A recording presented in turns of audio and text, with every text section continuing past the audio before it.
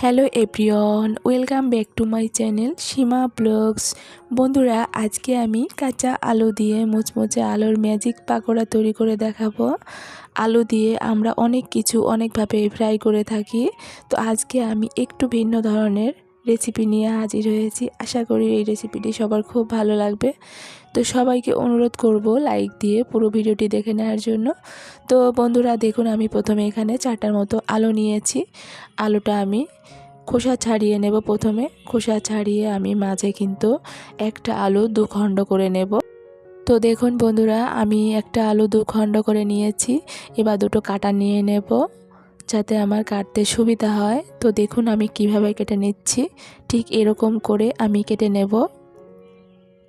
আপনারা চাইলে কিন্তু বটি দিয়েও কেটে নিতে পারেন।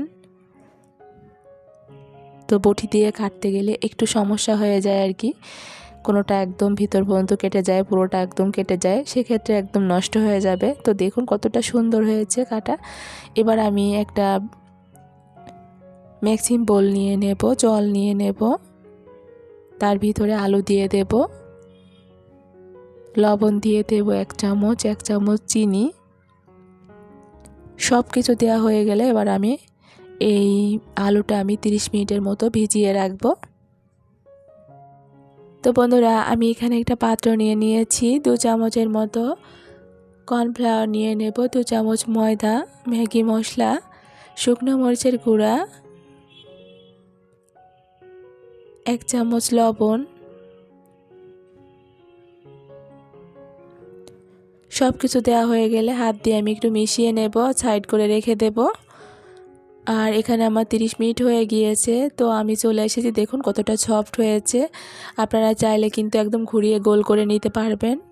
একটা জিনিস সবসময়ের জন্য লক্ষ্য করবেন যে এখানে কিন্তু আমি আলু কিন্তু ভিজিয়ে রেখেছিলাম 30 মিনিটের মতো। তো চাইলে আপনি 1 ঘন্টাও রাখতে পারেন, তাহলে ভালো হবে। যদি কম সময় রাখেন তাহলে কিন্তু এটি গোল করার সময় কিন্তু ভেঙে যাবে, এইটা অবশ্যই কিন্তু মাথায় রাখবেন। তো যাই হোক, আলুটা আমি কিন্তু ভালো করে তাওয়াল দিয়ে মুছে, মানে যাতে জলটা না থাকে, তো ভালো করে মুছে নিয়েছি। আর এখানে সেই মানে কর্নফ্লাওয়ার বা ময়দার যে এটা রেখেছিলাম ওটা আমি সব জায়গায় লাগিয়ে নেব। দেখুন আর কতটা গোল হয়ে যাচ্ছে, মানে ঘুরিয়ে নিচ্ছি দেখুন বন্ধুরা। আর এখানে টুথপিক দিয়ে আমি লাগিয়ে নেব। আমার একটা করা হয়ে গিয়েছে, দেখুন বন্ধুরা।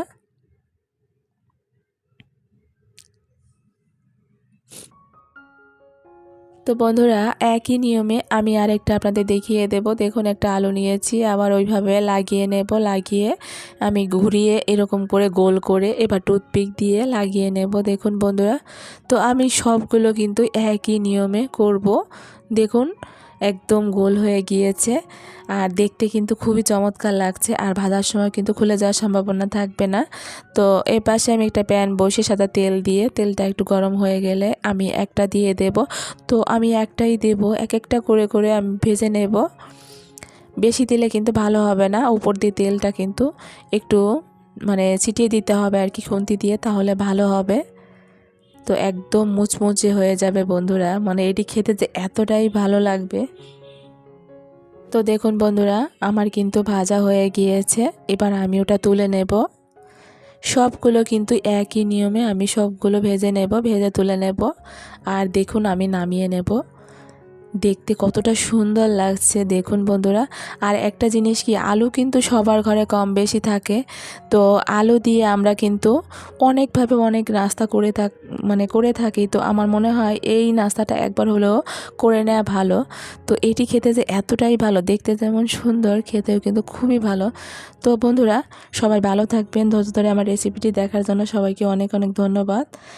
তো দেখা হবে অন্য কোনো ভিডিওতে। টাটা।